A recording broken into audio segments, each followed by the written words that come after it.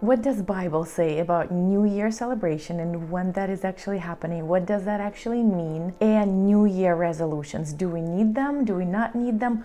What is happening with the new year? I know I love New Year. It always feels like a fresh start and I just feel the energy. I'm just like, let's get this going. But then soon after, I get tired, I get worn out, and I always question, I'm like, what is happening? And it seems like it's happening to a lot of people as well. And so I went on the research spree. I'm like, maybe we are celebrating New Year at the wrong season. Could this be that something within our rhythms, like circadian rhythms, are built in for our sleep? So it is important for people to sleep at night and be awake throughout the daytime when the sun is out, because people who work at night are actually sicker than people who sleep at night. Same thing with the new year. I'm like, maybe there is something off about the new year that we all a lot of people fall off of the new year resolutions. And is there a solution in the Bible? Because Bible has all the answers. You just have to dig deep enough, long enough, be consistent enough, and then you will find the answer. And so I found the answer.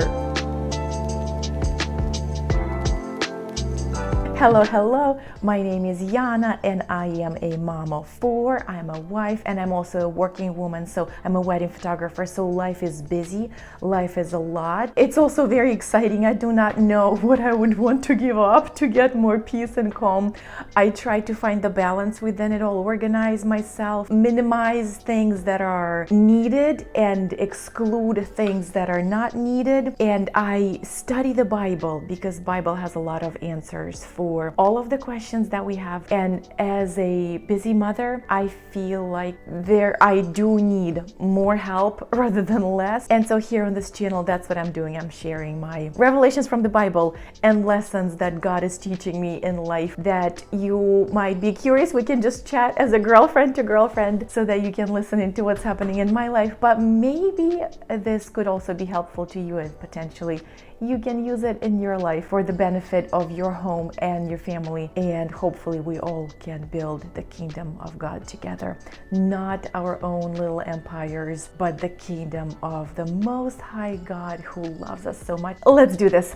So what does Bible say about New Year? We are surprisingly, that's what I always say. When I read my Bible, it's surprising to me how God just aligns it for me. I do not need the reading plan. I just go reading my Bible and it aligns with the occasions in my life. And I am reading other things right now for myself, but with the children, we are reading Exodus, and we literally just read Exodus 12, which perfectly aligned with Easter coming up because of the Passover. This is the Passover season, as well as apparently New Year. So Exodus chapter 12 says, and the Lord, now let's speak my King James, let's read New American Standard Bible.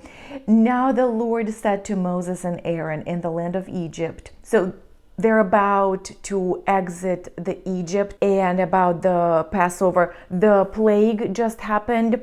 This is the last moments of them being in the land. They're about to exit. Everything has happened. Everything is complete now. They're packed up and ready to go and about to leave the land of Egypt. So the slavery. Now the Lord said to Moses and Aaron in the land of Egypt, this month shall be the beginning of months for you. It is to be the first month of the year for you. This is the beginning of New Year. And in the chapter 13, it does say the name of the month is Abib, which is kind of interesting because it does sound a little bit like April. In Russian, April also sounds like Abib, at least to a degree. I do not know other languages. I do know other languages, but I don't remember them anymore. This is the first month. Speak to all the congregation of Israel, saying, on the 10th of this month, they are each one to take a lamb for themselves according to their father's households, a lamb for each household. So on the 10th of the month is the lamb selection, which is fascinating because on the 14th, and now if the household is too small for a lamb, then he and his neighbor nearest to his house are to take one according to the number of persons in them, according to what each man should eat. you are to divide the lamb. Your lamb shall be unblemished, male, 1 year old. You may take it from the sheep or from the goat, so either baby goat or baby sheep. You shall keep it until the 14th day of the same month. Then the whole assembly of the congregation of Israel is to kill it at the twilight. Moreover, they shall take some of the blood and put it on them. Well, I already want to cry. I cried reading this every time, so please don't mind me. This is my emotional processing. So, moreover, they shall take some of the blood and put it on 2 doorposts and on the lintel of the houses in which they eat it. They shall eat the flesh that same night, roasted with fire, and they shall eat it with unleavened bread and with bitter herbs. What is this that we have? The timeline. The beginning of the month, which obviously right now the Easter is about to happen. So Thursday is going to be the 14th day of the year. We are in the new year already. Thursday, the couple days before Easter, this is the Passover. This is when the lamb needs to be sacrificed. Sunday, Palm Sunday, this is the lamb selection, which is fascinating. That's when Jesus came into Jerusalem. The lamb was selected for who is going to be sacrificed during the Passover. Then Passover, Thursday, the lamb is sacrificed. And then Easter, this is the new beginning. This is when the people of Israel are exiting the land of slavery for them. So then New Year starts. You make your New Year resolution. You make your decisions. You make the plan for the year. And then you get the new life. And then you move out into the desert now. And fascinating that the New Year resolution, God gives a lot of resolutions for his people. The 10 Commandments is the thing that people of Israel have never had. The new rules to live by, Sabbath being one of them. They had been slaves their whole lives. So just thinking that they've never had a day off for like all of their lives, and now God says, this is a day off. This is how you treat each other. This is how you treat your parents. This is how you treat your neighbor.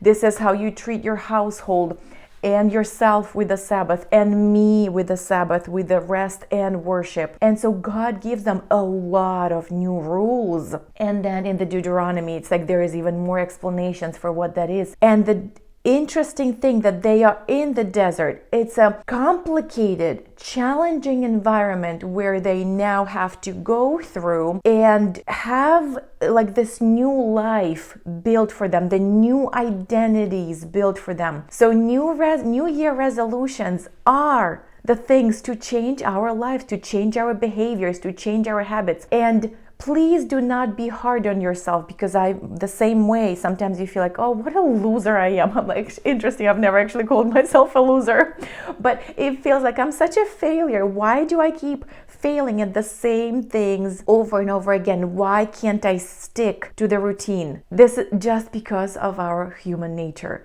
And it takes a long time. It takes a desert and God and testing and coming back to it over and over again, and slowly and surely building those new patterns in our brains and building new identities. But the fascinating thing about Jesus is that understanding that even the law, why was the law given to us? To show that you cannot be perfect. You will break the law every time, no matter how much you try.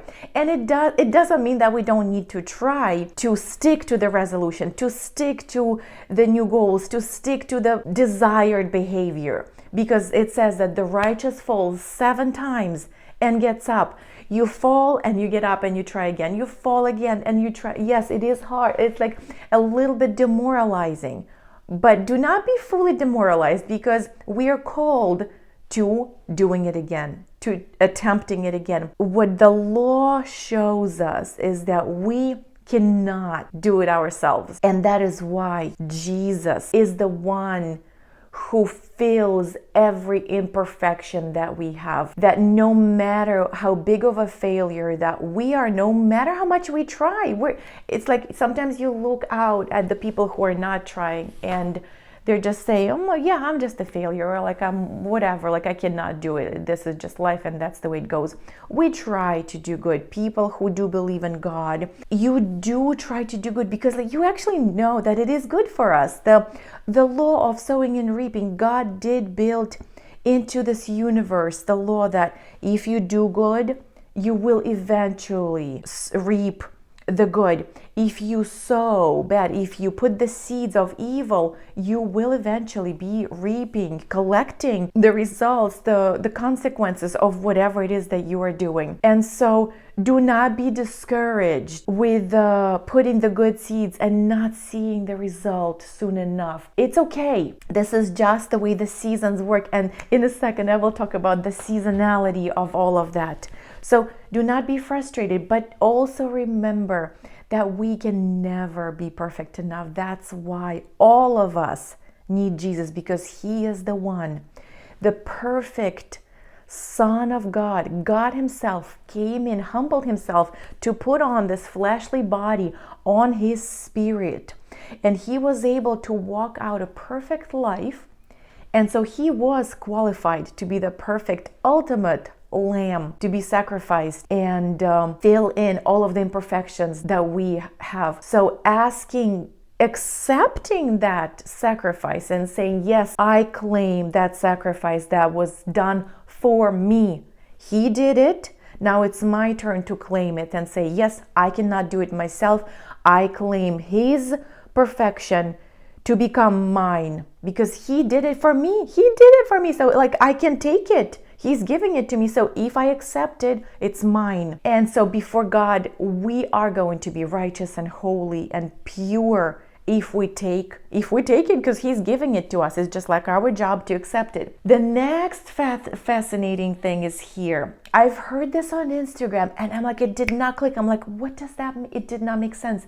It did say that the way the blood went onto the doorposts and onto the lintel of the house, it looked like somebody was crucified there. And I'm like, that does not make sense, because the way my visuals from childhood, it looked like everything was painted with blood, like as if it was just like bloody door frame. But it was not the door frame. It was the touching of the blood. It didn't say paint the doorposts and the lintel with blood. It said put some blood. So you put some blood here on the doorpost and you put some blood right here on the lintel of the door frame. And so if you were to look at where the blood was dripping from, it was the places where somebody would be crucified. When Jesus was crucified, this is how he was. And when he was taken off the cross, this is where the blood was dripping, and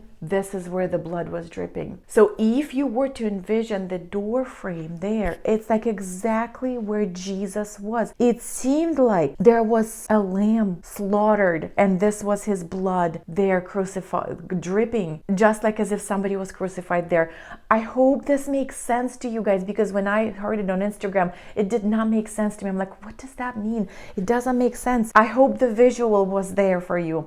And it's just like so touching, so gory and terrible, and so sacrificial at the same time. Just it touched my heart. And so now the new seasons, yes, new year, we come to the new year, new beginning. It is a new beginning. It is a new season. We should be making New Year's resolutions. That's why you want to make New Year's resolution, because it is time to make the New Year's resolution. It's just the new year that we celebrate, I think, was based off the pagan New Year. And I'm pretty sure that pagan New Year was when the day was the shortest, the December 21st. The day was the shortest and the night was the longest, and that was the day when it finally came to the time when the day would start increasing, and the day was now becoming bigger and bigger and bigger, and the night started shrinking. And I'm pretty sure one of the emperors, one of the kings, established it as a law to start counting that as New Year, to make it into like organized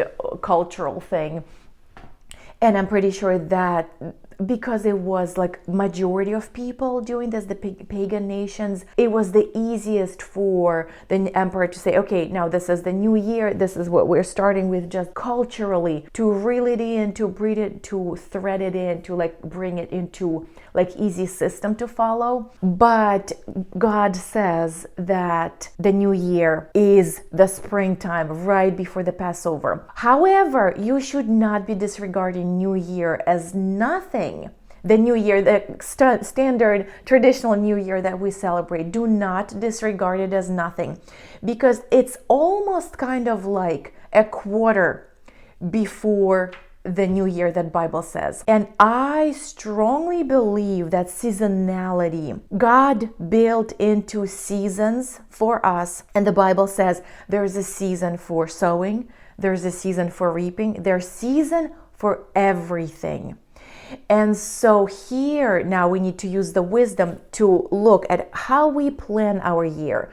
We plan, the farmers. I'm not a farmer myself. I wish I would be a farmer.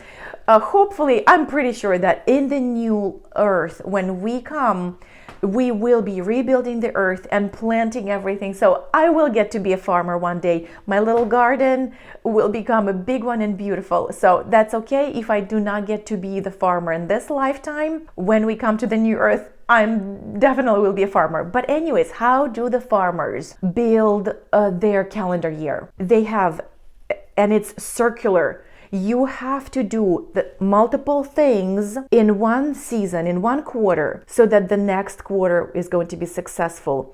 And all of them are interdependent. If you do not do enough planning for this quarter is going to be a failure. So you have to plan one thing and execute another. You have to plan, I'm showing a circle. It's like a clock. You have to plan for one thing, execute another. You have to plan here and plan for one thing, but execute another thing. Plan one thing and execute another. And the examples of it, you have to plan your budget for this, but at the same time harvest the harvest. You have to store your harvest well and start looking around, where is this you're going to be buying your seed or processing your seed, preparing the seed for the next year. Here is the winter, is the plan of rejuvenation, rest, dormancy for the land and dormancy for you, but at the same time preparing the seed, purchasing the seed, maybe starting the seed in the ground, in the little seedlings, I think that's what they're called. And then spring comes. This is the active gardening, putting into plan, reviewing what it is that you have for the garden. And for planning, you're probably planning for the hard work, for the payments for your laborers, for what you will be doing for the harvest. Make sure that your machinery and your animal, whichever, like machinery or animals that you're using are okay. And then once it's here for the season for hard work, labor in the heat of the sun, but then still planning for the rest and for the season of rest that will be coming. And so all of those seasons are somewhat present in everybody's lives, no matter if you are a farmer, a wedding photography. My work is very much seasonal, but even if you are in corporate world, you still have to plan for holidays, for summer vacations for children, for school break, for planning the family vacation, for understanding what it is that is happening with either sports or activities that you can do in addition to life, for gardening, for basically every activity that you live and do with your family immediately and with your community. You have to plan ahead of time and execute in the moment well. And so you should approach coming to the year, talking to myself, always talking to myself. When I approach the beginning of the year, there are obviously resolutions that I'm trying to be a new person, but also planning for what does that entail. For the to-do list, what does that mean? If I want to be kind, what is my to-do list? Making sure that my house is clean and I'm not annoyed and frustrated at myself and everybody else. If I want to be kind to my family, meals prepared and I'm not not feeling stressed out and like ready to yell at everybody. So meal plan, grocery shop, have a grocery list. Same thing, basically every task, everything that I want, if I want to be kind, what does that mean for myself? What are the activities that I need to get done so that my heart is at peace and at calm and I can be prepared? And obviously, yes, sometimes it does require a little bit of willpower despite the chaos in the physical. Sometimes we still need to force ourselves to be kind, but you cannot force yourself to be kind all the time. The chaos everywhere, you feel agitated and like overstimulated by your environment and the behaviors of everybody around you, and you have to force yourself to be kind all the time. That's really hard to do and very much unhealthy. So at times, yes, you have to force yourself to submit your fleshly desires to explode.